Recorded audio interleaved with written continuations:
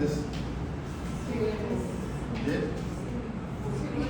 ये फ्रीक्वेंटली पूछते हैं, आप लोग ये भूल जाते हो कि क्या है? ये वाली चीज क्या है? अंडरटेकर ट्यूब की तरह वापस करो।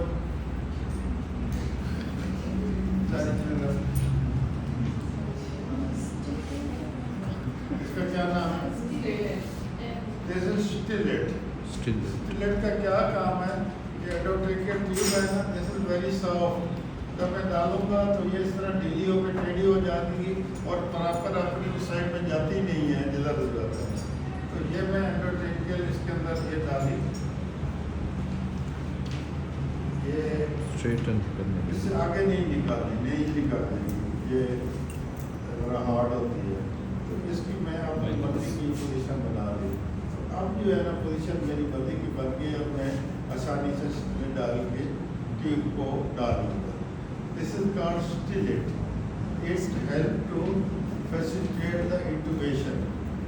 एक और भी होती है, वो उसकी में लिखी नहीं है,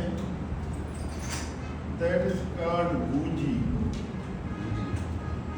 बूजी आपने देखी हुई है? यस सर, कल दिखाई दी मैम। बूजी जो है वो इससे पतली होती है, लंबी होती है, प्लास्टिक में होती है। तो ये तो हम इसकी डाल के करते हैं ना। तो बूजी को हम क्या करते हैं, बूजी को हम बैटरी डालते हैं, फिर उसके ऊपर उसका सिरा इस तरह बंद नहीं होता, तो ऊपर से हम ये ट्यूब डाल के तो इसको रेल रोड कार के अंदर ले जाते हैं, बूजी निकाल देते हैं, ट्यूब के अंदर रहती है। तो this is stylet. What is this? Mask. It help to ventilate the patient. ये कहाँ इस्तेमाल करते हैं? ओटी में इस्तेमाल करते हैं, आईसीयू में, एमरजेंसी में एंड एम्बुलेंस में।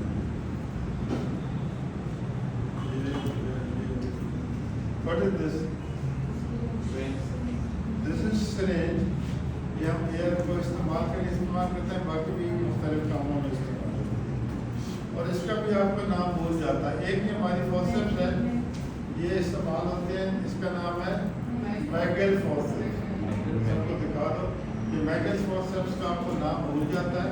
तो ये किस काम आती है? ये पैकिंग के काम आती है। नंबर 2, आपके पास अगर ये स्टिलेट नहीं है तो ट्यूब की रीशेप करने हेल्प करके उसकी डायरेक्शन बदलने में काम आती है, और फॉरेन बॉडी रिमूव करने में काम आती है, और ये गाज पीस डालने और निकालने के काम आती है। और बाजू का डिसेक्शन ना हो तो गाज पीस में डाल के हम इसके ऊपर वो सोक भी कर लेते हैं। What is this one? ये एक स्पेशल किस्म की सिरिंज है, इसको कहते हैं LOR सिरिंज। देख, loss of resistance. It is used in epidural anaesthesia. Epidural anaesthesia डालते हुए आप इस सिरिंज की मदद से आगे नीडल को पुश करते हैं तो लॉस ऑफ रेजिस्टेंस होती है। What is this one?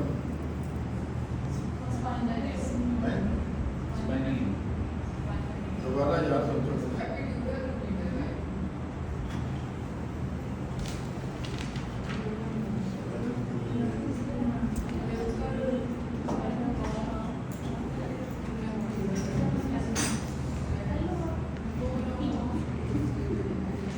What is this one? Spinal. ये जो बड़ी है इसकी जो रेडिएशन है, तो this is epidural needle and this is spinal needle. दोनों में क्या फर्क है कि ये spinal is thin one, epidural is thick. Number 2, spinal is sharp, इसका एज जो है वेरी शार्प है, एंड ये जो है edge is curved and blunt है, इस तरह शार्प नहीं है जिस तरह। नंबर 3, 1-1 मिलीमीटर के फासले, 1-1 सेंटीमीटर के फासले पर इसकी रेडिएशन है, निशान लगे होते हैं ताकि पता चले कि कितने तक अंदर गई है, और इसमें निशान नहीं है। ये एपिड्यूरल एनेस्थीसिया जो है वो सब इसमें देते हैं, एपिड्यूरल स्पेस में, तो ये सब रेक्टाइल स्पेस में। स्पाइनल एनेस्थीसिया का इफेक्ट इमीडिएट होता है, और epidural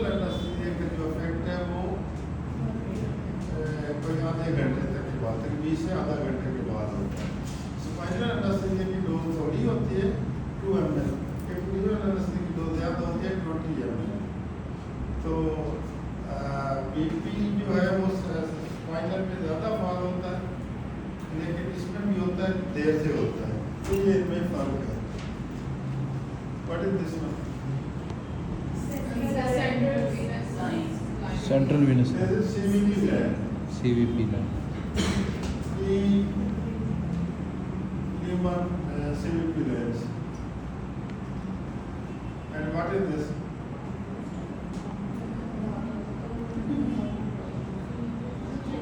This is epidural catheter. ये epidural catheter है जो हम लगा के रखते हैं और इसी के जरिए हम देते रहते हैं। What is this one? ये क्या है? दिस इज फिल्टर, एपिड्यूरल के साथ हम लगाते हैं इसमें ताकि antibacterial antiviral. This is catheter, ये उसकी असेंबली है और ये इसका फिल्टर है, ये इसका कनेक्टर है और ये उसका कैथेटर और ये फिल्टर है। तो लीगल आप लोगों ने देख लीजिए, सबने देख लिया या आपको ये नहीं?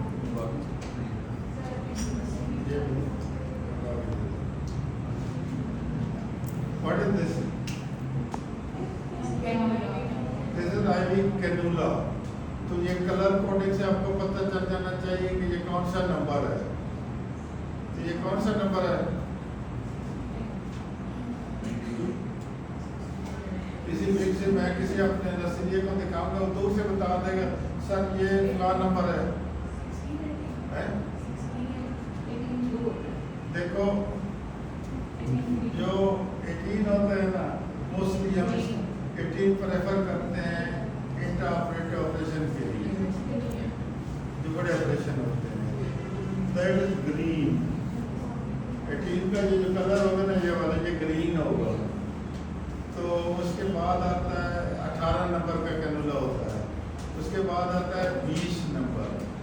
तो ये कैनुला जो है ना, ये 20 नंबर है। इसका ये रंग जो होता है ना, ये वाला पिंक होता है। तो ये और फिर इसके बाद जो 22 नंबर होगा उसका क्या नंबर होगा? वो ये वाला नंबर होगा, ये वाला कलर होगा, ब्लू होगा। और जो 24 नंबर है जो बच्चों में इस्तेमाल करते हैं, वो येलो होता है। तो आपको ये कलर कोडिंग से हम आपसे पूछेंगे कि ये कौन सा कैनुलर नंबर है। तो 18 हम इस्तेमाल करते हैं, छोटे ऑपरेशन के लिए हम 20 से इस्तेमाल करते हैं, और बच्चों में हम छोटा 22 और या 24 इस्तेमाल करते हैं। What is this one? Anbu bag. This is Anbu bag. ये छोटा बच्चों वाला है, बड़ा भी होता है। ये Anbu bag is very important thing. ये कहाँ इस्तेमाल होता है? एम्बू बैग हम कहाँ इस्तेमाल करते हैं? मैनुअल बहुत सी जगहों पे इस्तेमाल होता है। Small it is used in operation theatre. कभी कभार हमारा कोई फेल हो जाए सिस्टम पूरा, तो ये हम एम्बू बैग से मरीज को वेंटिलेट करते हैं ताकि उसके अगर ऑक्सीजन मिल जाए तो फिर तो बहुत अच्छा है, अगर ऑक्सीजन ना मिले तो फिर भी हम मरीज को जिंदा रख सकते हैं। तो ये ओटी में इस्तेमाल होता है। और ओटी से मरीज को किसी जगह शिफ्ट करना हो, फिर ये इस्तेमाल होता है। एमरजेंसी में इस्तेमाल होता है, मतलब इसको हम बैग के साथ लगा के या LMA के साथ मरीज को ऑक्सीजन के साथ वेंटिलेट कर सकते हैं, और एम्बुलेंस में इस्तेमाल होता है। This is the most practical and useful instrument which use for the survival of patient. अच्छा, ये वाले ड्रग्स है, ये देखो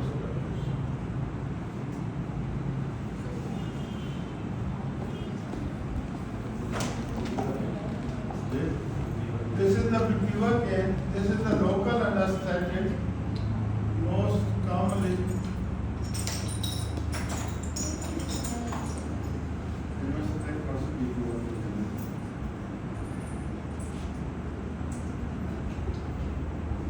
it is most commonly used in local anaesthesia में इस्तेमाल होती है और एपिड्यूरल में इस्तेमाल होती है। ये 0.5% होती है। सर इसका नेम क्या था इस ड्रग का सर? डिप्यूवाकेन के नाम से आती है, लेकिन असल नाम इसका जो है वो डिप्यूवाकेन है। अच्छा, this is bupivacaine, this comes in 10 ml और ये आती है 2 ml में। तो ये इसकी स्ट्रेंथ है 0.5% और इसकी है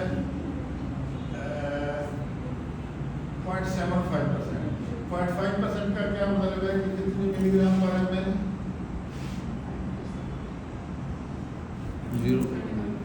5 मिलीग्राम पर ml है। और 0.75 का क्या मतलब है? 7 मिलीग्राम। ये 7.5 मिलीग्राम पर ml। तो ये हम 15 मिलीग्राम देते हैं और ये जब एपिड्यूरल में देते हैं तो वो तकरीबन हम 50 और 100 मिलीग्राम तक भी दे देते हैं। और कौन सी चीजें हैं? बस यही वाली चीजें थी। अगर किसी के पास कोई चीज़ है तो वापस कर सकते। ये वाली चीज़ें अगर आपने बता दी तो आपके इम्तिहान में भी यही वाली चीज़ें आती हैं। ये जो वार टेस्ट होता है और एनुअल इम्तिहान में भी आपकी अगर याद रखा तो क्या कर रहा है?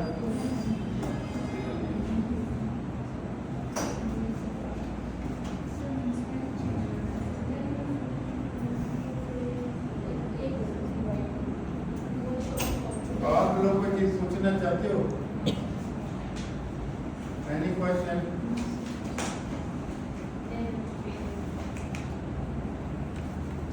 कोई ये लेक्चर ज्यादा बोरिंग तो नहीं था? No sir. तो मेरा थोड़ा सा यही होता है कि मैं आप लोगों को इन्वॉल्व रखता हूँ, तो मतलब एक प्रैक्टिकली आप चीज़ें देखिए। सर इसमें इंस्ट्रूमेंट का नेम, इंडिकेशन, कॉन्ट्रा इंडिकेशन हमें मेन पूछा जाएगा कि इंस्ट्रूमेंट का नेम दस करिए, ये किस काम के लिए इस्तेमाल होता है और कहाँ इस्तेमाल होता है। ओके जी, thank you very much.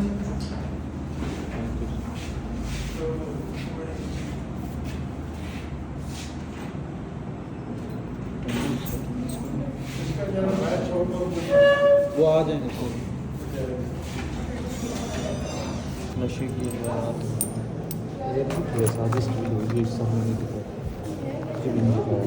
Hydrocortisone injection और भी काफ़ी ड्रग्स रखे हैं इसमें दिखाई नहीं है। ये लबीटालोल, ये कौन सी वाली है? बबीटालोल वाली कौन सी थी? पेपर में आएगी, मैंने बताऊँगा। यार क्या होता है?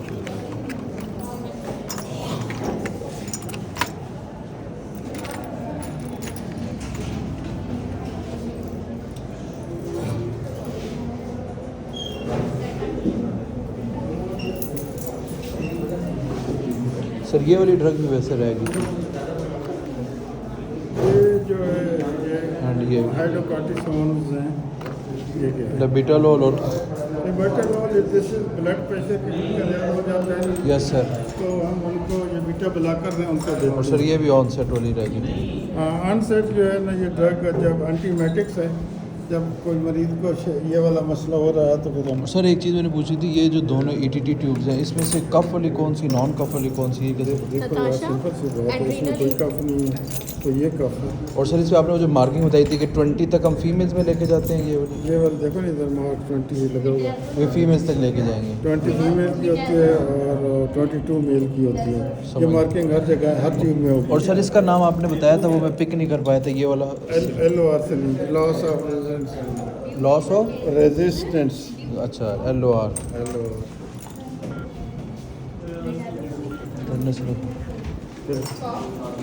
यार कितने लगते हैं सारे?